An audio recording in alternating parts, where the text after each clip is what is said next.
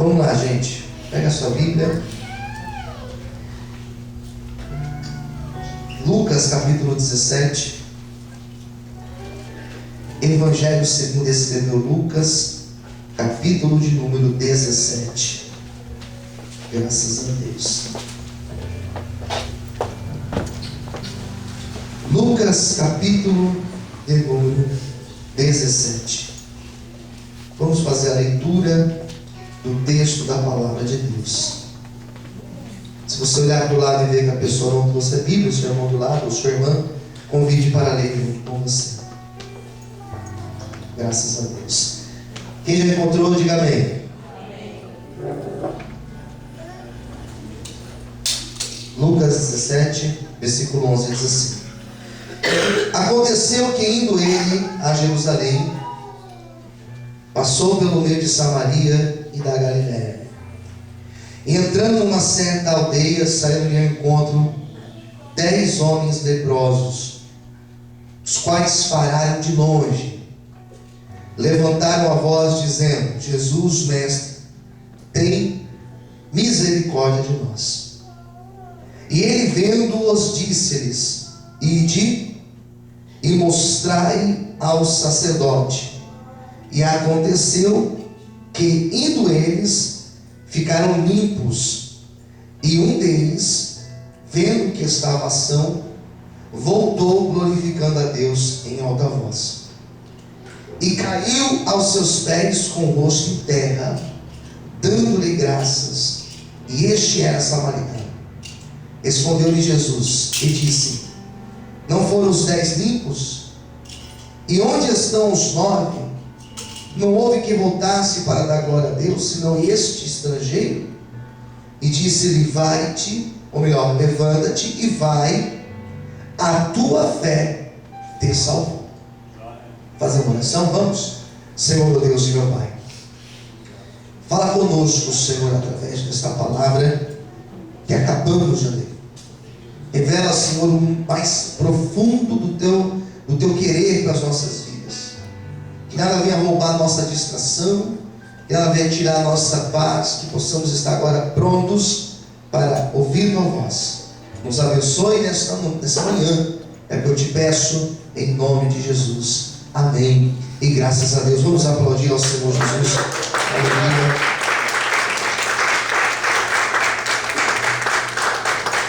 Queridos, culturalmente esse leproso aqui, esses leprosos aqui da história, eles passavam por situações bem complicadas. O povo de Israel sempre foi um povo que teve como o seu código civil, o seu código social, sempre esteve baseado, alicerçado na santa palavra, na escritura, na lei de Deus. Então o social, o civil, social, e o religioso sempre estiveram ligados. Nós vivemos num estado laico. O que significa isso?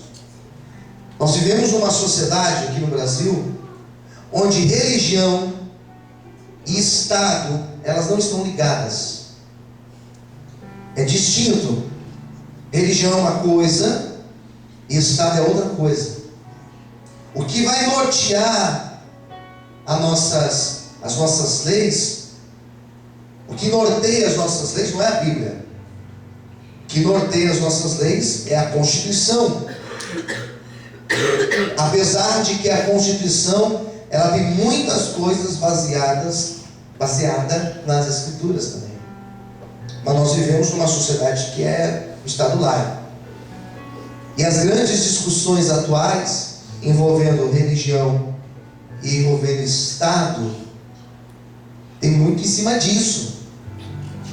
Muitos grupos religiosos querem tornar o nosso país em um país religioso, quando na verdade nós somos um país que tem, por exemplo, a liberdade de culto, onde todos podem cultuar o Deus que eles querem cultuar, e ninguém é perseguido, ou não deveria ser perseguido, por ser evangélico, por ser católico, por ser espírita, por ser do candomblé, ou de qualquer outra religião de raiz africana ou oriental.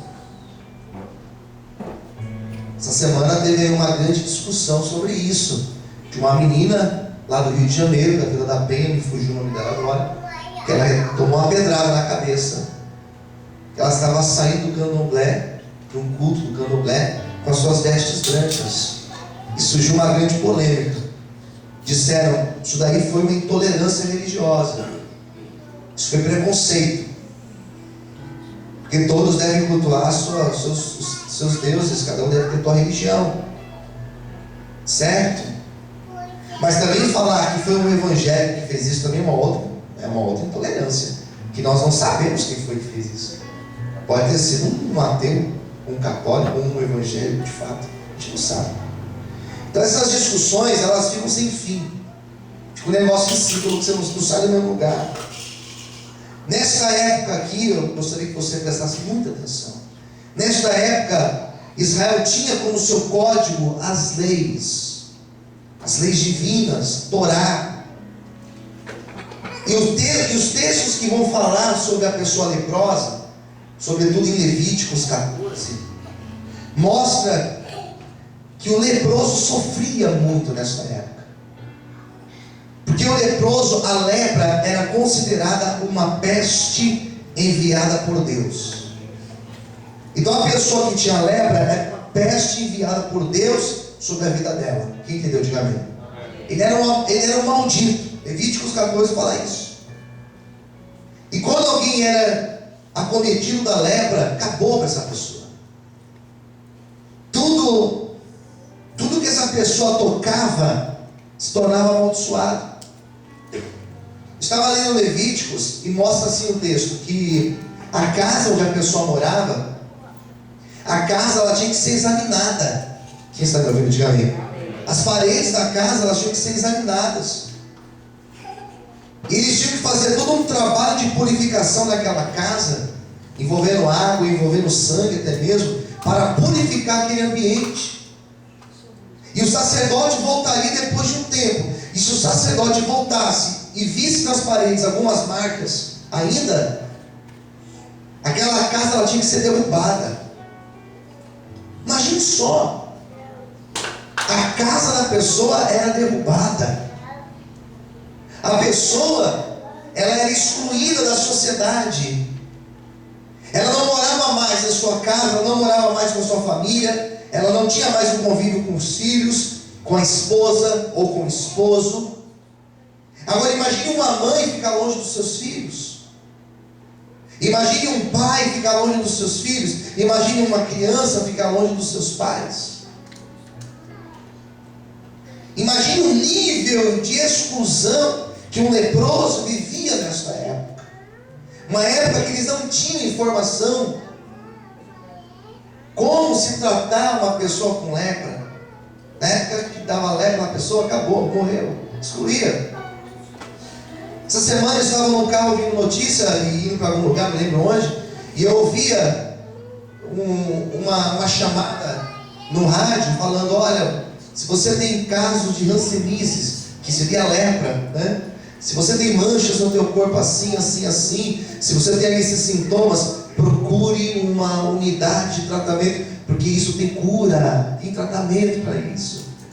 Divulgue essa informação.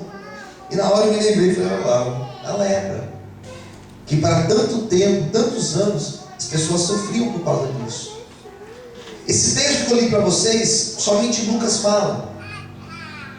Mateus não fala desse texto, Marcos não fala desse texto, João também não fala desse texto, apenas Lucas. E Lucas vai falar que Jesus ele passava de uma cidade chamada Samaria, e ele estava indo para Galiléia. Eram os lugares onde Jesus sempre frequentou. Galiléia, Samaria, tem vários textos dele indo para esses lugares, ou entrando ou saindo.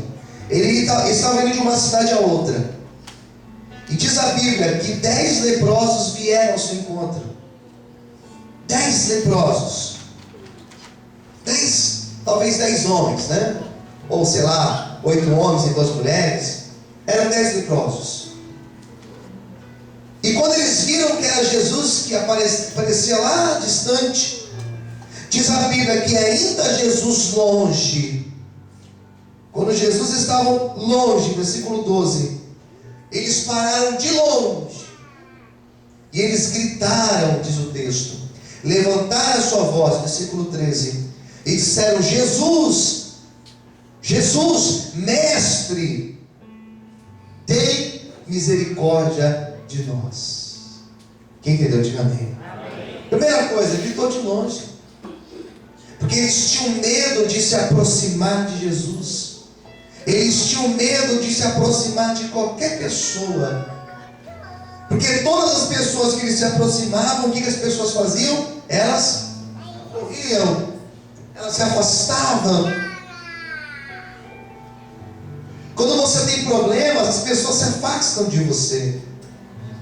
Quando você tem problemas financeiros, as pessoas se afastam de você.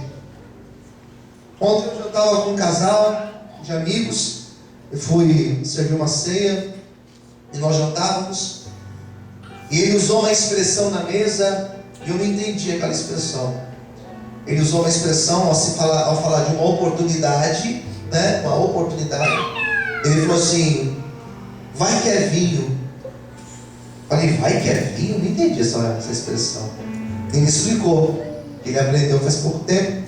Um colega que chegou para ele, contou para ele que ele morava num prédio e precisava de mais uma vaga, e o seu vizinho de frente, de porta, estava sem um carro, então tinha uma vaga disponível.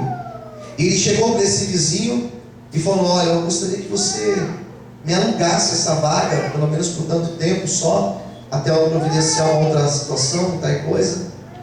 E o vizinho falou: não, tudo bem, eu te empresto, pode usar a minha vaga. Ele falou assim: mas quanto que fica, né, o aluguel mensal? Não, não precisa pagar nada, pode utilizar aí, vai utilizando. E ele foi utilizando e passou o tempo, ele já não precisava mais. E ele foi fazer um agrado ao seu vizinho. Ele foi numa adega, comprou um vinho caro, um vinho de quase R$1.000. Ele falou: vou lá presentear o meu vizinho, que foi tão gentil comigo. E pegou o vinho, levou lá, embrulhou um presente e tocou a campainha. E quando ele tocou a campainha, ele viu que teve um movimento lá dentro. Ele viu que a pessoa se aproximou da porta. Ele até viu que a pessoa deve ter olhado ali naquele olho mágico. E quando viu que era ele, não abriu a porta. E talvez a pessoa pensou, talvez, aqui é uma suposição, a pessoa pensou: vai me pedir um outro favor, vou nem atender. E não atendeu ele. Ele pegou o vinho, voltou para casa e serviu para ele e sua esposa. Fizeram uma mesa, uma tábua de queijos, e eles comeram e beberam vinho de quase R$1.000 que ele ia presentear ao seu vizinho de frente. Ele usou essa expressão: vai que é vinho. Eu achei interessante porque às vezes nós estamos com problemas e as pessoas se afastam de nós. Talvez quando você liga, a pessoa olha o seu número e ela nem te atende. Talvez você, quando vai conversar com ela se afasta de você, ela dá um jeito para nem te ouvir. Quem concorda, diga amém. Vai pedir alguma coisa, vai falar dos seus problemas, vai reclamar. Esses homens lidavam com isso. Lá vem esses leprosos, vão pedir alguma coisa, vão pedir dinheiro, vão pedir comida, então as pessoas fugiam. E quando eles viram Jesus, talvez na mente deles passou a ideia: vamos gritar daqui para que ele não corra. E quando eles clamaram por Jesus, Jesus parou e Jesus ouviu o clamor daqueles 10 homens. E eu quero nesta manhã dizer para você que quando você clama, Jesus te ouve. Eu quero nesta manhã dizer para você que ainda que as pessoas deram as costas para você, Jesus, Ele está pronto para te ouvir sempre. Quantos podem glorificar a Ele por isso? Aleluia.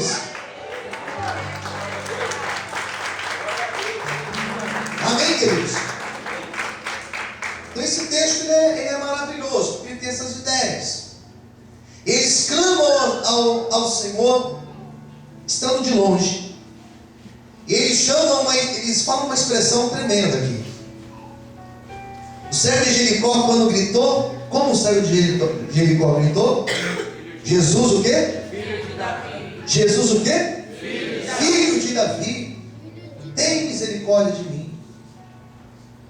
Eles clamaram diferente. Eles não chamaram Jesus de filho de Davi. Chamaram de Jesus o quê? Jesus. Versículo 13, Jesus.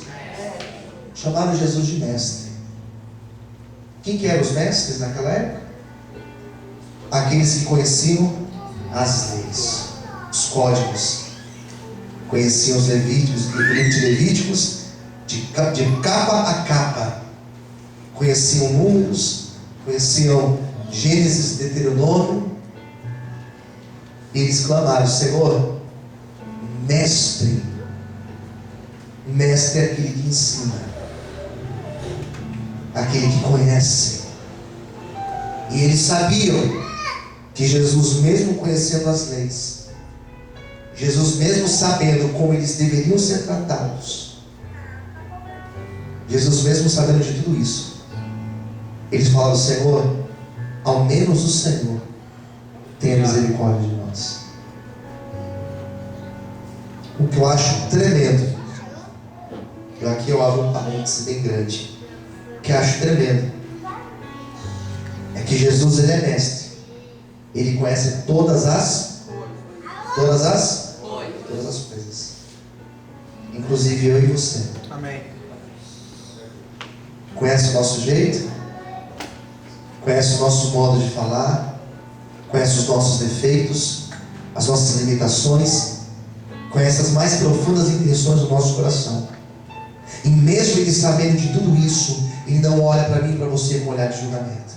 Mesmo sabendo de tudo isso, quando Ele olha para mim e para você, Ele olha para mim e para você com olhar de misericórdia. Por isso que ninguém pode julgar você, ninguém pode me julgar. Por quê? Porque o Senhor, que é mestre, que sabe todas as coisas, Ele não nos julga, mas Ele nos perdoa e Ele nos dá sempre novas oportunidades. Será que você pode glorificar o Senhor por isso?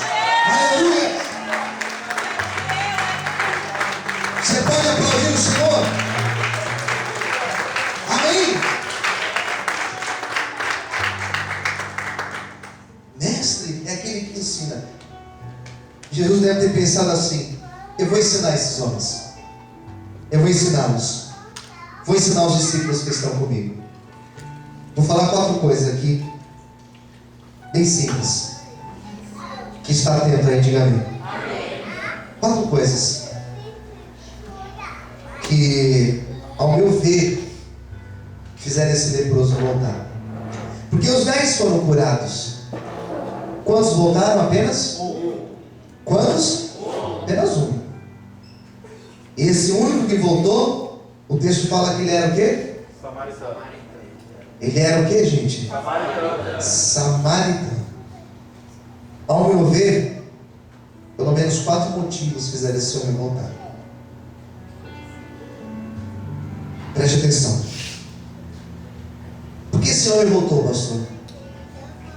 Primeira coisa, ele voltou porque aquele milagre mudou todo o sentido da vida dele. Glória a Deus, aleluia. Alguns milagres mudam o sentido da nossa vida. É verdade. Preste muita atenção, porque isso aqui é rico, gente. Algumas coisas que acontecem na nossa vida mudam totalmente o nosso sentido. Uma expressão: mudam a nossa cosmovisão. O que é isso? Nossa visão de mundo. Alguns milagres que o Senhor faz na nossa vida nos torna pessoas totalmente diferentes daquela que nós éramos. É comum você ouvir alguém que passou por um acidente terrível de carro. E essa pessoa fala: olha, depois desse acidente, eu mudei. Quem já ouviu isso? Diga amém. É comum você ouvir alguém que já passou por uma experiência de quase morte. Quando ela sai dessa situação, ela fala: olha, eu vi a morte, e o Senhor fez um milagre, agora eu sou uma outra pessoa. Alguns milagres que Deus faz na nossa vida mudam totalmente o nosso sentido. Eu andava por aqui, mas aconteceu algo, eu mudei de caminho. Esses homens aqui, todos foram curados, mas só um voltou. Por que esse voltou, pastor? Porque ele estava de um jeito, porque ele tinha uma forma de ver o mundo. Ele era samaritano, ele era excluído 2 vezes, por ser leproso e por ser samaritano. Samaritano já era excluído por natureza, era um povo muito misturado com outros povos.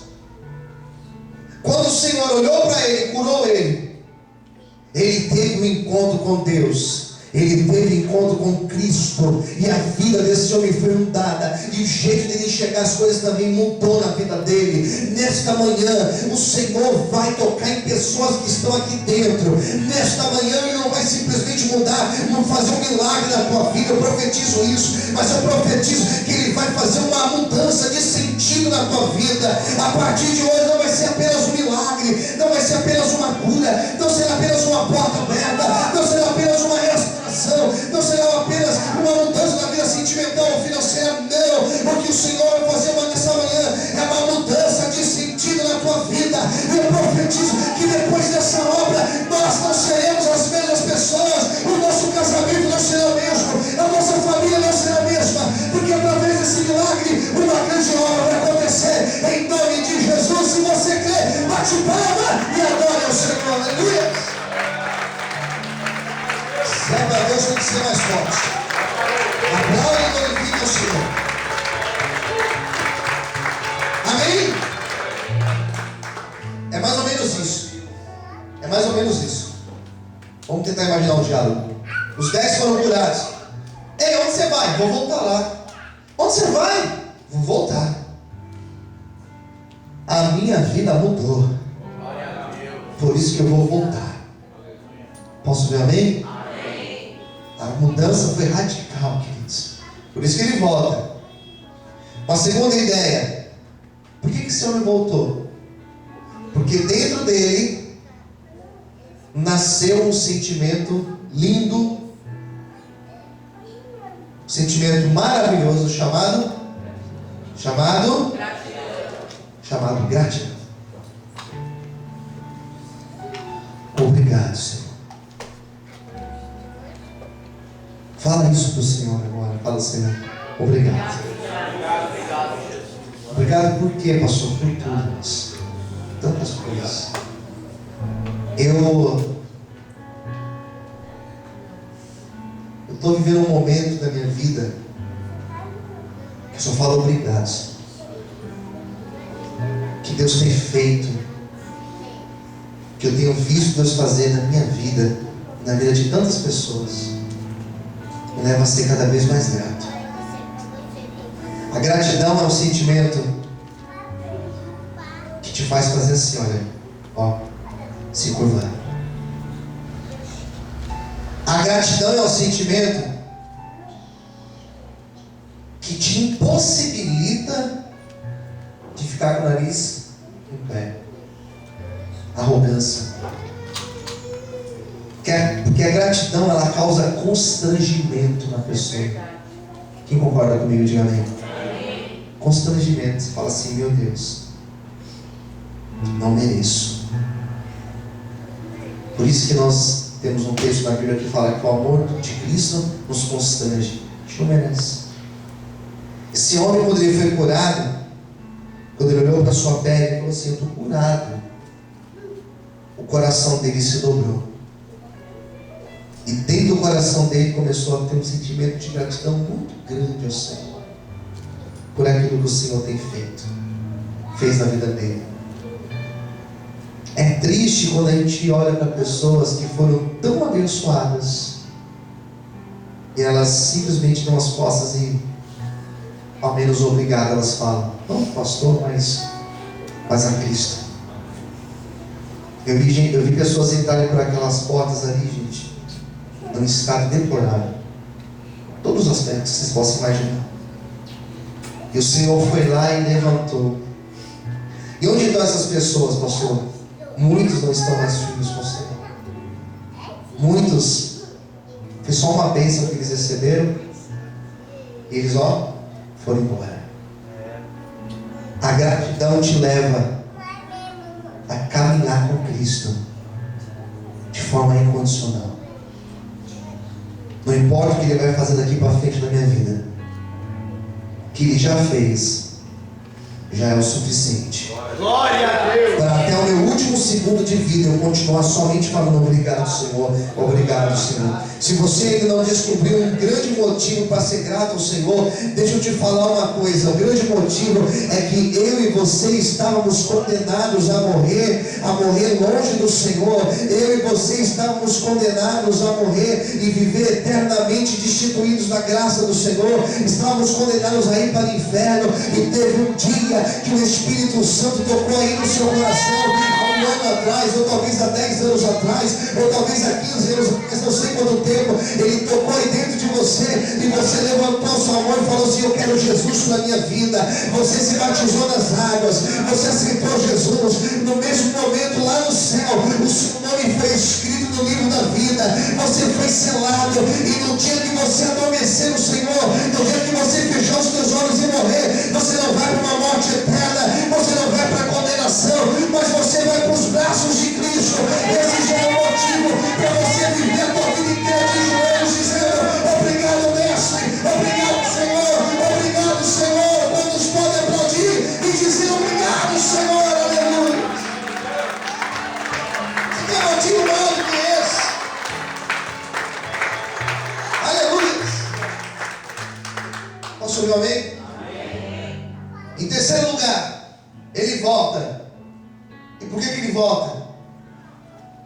Para contrariar os pensamentos de muitos que não imaginavam que ele voltaria. Penso eu que qualquer pessoa que assistisse aquela cena iria imaginar que qualquer um poderia voltar, menos aquele samaritano. Por quê, pastor? Por todo o histórico. Talvez tinha alguém de Nazaré, talvez tinha alguém de Cafarnaum, talvez tinha alguém da Galileia, talvez até outros samaritanos, mas a Bíblia foi clara em dizer: apenas aquele ali voltou, que era samaritano. Pode acreditar nisso? Ninguém imaginava que aquele voltaria. Quem entendeu, diga amém. Existe um lado bom de ser, deixa eu usar a expressão aqui, desacreditado. Existe um lado muito bom de ser desacreditado. Esse homem aqui, ele era desacreditado. Posso ouvir amém? Eu não sei se existe alguma área da tua vida que você é desacreditado. Eu já fui muito desacreditado. Hoje não mais pela minha idade, mas eu era mais novo, quando eu comecei a fazer a obra, quando eu comecei a pastorear a igreja. Sempre fui desacreditado, pela pouca idade, pela inexperiência. Talvez existam áreas na tua vida que você também é desacreditado. A maior resposta quando nós somos desacreditados não é a resposta que você pode dar, é a resposta que o tempo vai dar, é a resposta que Cristo vai dar na tua vida. Quem entendeu, diga amém. Ninguém imaginou que ele voltaria, mas ele foi alguém que deu as costas e voltou para dizer: obrigado, Senhor, pela obra na minha vida. Existe um tanto de pessoas que talvez não acreditam que você seja de Deus, ou que Deus quer uma obra na tua vida, ou que coisas vão acontecer na tua vida. Só que todas essas pessoas vão te ver, e não é um sentimento de vingança, mas é um sentimento de honra de Deus. Essas pessoas vão ver a obra de Deus na tua vida, e isso não é para você ser glorificado, não. Isso é para que o nome de Deus seja exaltado e glorificado. Ninguém imaginava que ele voltaria, mas ele voltou para que através da vida dele o nome do Senhor fosse exaltado, e através da tua vida o Senhor também fará que o nome dele seja exaltado e glorificado. Quantos podem aplaudir e exaltar ao Senhor essa manhã? Aleluia. Posso também? lugar. Agora eu vou encerrar minha pregação de hoje. Quarto lugar. Por que aquele homem voltou, pastor? Primeira coisa que eu falei foi porque a vida dele mudou de sentido. Segunda coisa, porque surgiu um sentimento de gratidão. Terceiro lugar, ele voltou para contrariar aqueles que não acreditavam que voltaria. E em quarto e último lugar, ele voltou porque ele sabia que Jesus faria mais na vida dele. Glória a Deus. Vamos dizer isso para quem estiver perto da gente? Olhe para essa pessoa e diga: Jesus, com mais fé, diga: Jesus vai fazer muito mais na tua vida. Amém. Se com um encontro, se com um clamor apenas, Ele já fez isso na minha vida, imagine o que Ele fará na minha vida se eu andar na presença dEle. A Bíblia fala em Lucas capítulo 5 que Jesus entra no barco de Pedro e fala: vamos para o mar alto. Onde estão os peixes que você pescou? Senhor, não pescamos nada. Então lance a tua rede. Senhor, por que mandas? Lançarei a rede. Ele lança a rede. Quando ele puxa, recolheram uma grande quantidade de peixes, de maneira tal que quase o barco ia a pique. Repartiu com outro barco. Os dois barcos voltaram. Os dois barcos, os barqueiros voltaram impressionados com aquela grande pesca. Quando eles chegaram na praia, Pedro falou: Senhor, afasta-te de nós. Sou um homem. O que ele fala? Sou um homem pecador. Jesus falou que para ele: Pedro, a partir de hoje não será mais pescador de peixes, serás pescador de homens, de almas. Viu o sentido? Milagre com sentido. O que Pedro fez? Largou tudo e seguiu Jesus. Se ele fez isso na minha vida, só de entrar no meu barco, imagine se ele entrar na minha vida. Nesta manhã eu quero que você entenda esta pregação, e aqui eu finalizo, pode fechar a tua Bíblia. Eu quero que você entenda. O Senhor está dizendo para você hoje que você pode manter a sua esperança viva, porque coisas maiores ainda Ele fará na tua vida. Eu quero que nesta manhã você entenda que o Senhor não te trouxe aqui simplesmente para tocar numa área da tua vida e pronto, acabou, resolveu o problema, porque o Jesus que eu sirvo, Ele não é um Jesus resolvedor de problemas. O Senhor te trouxe aqui para dizer para você que uma obra maior Ele já tem preparado para ti. Uma obra grande o Senhor fará na tua vida, e através desta obra o nome dele será exaltado. Através desta obra, levanta sua mão para o céu, através desta obra o nome dele será glorificado. Através da obra da tua vida o nome de Deus será exaltado e glorificado. Levanta sua mão para os céus.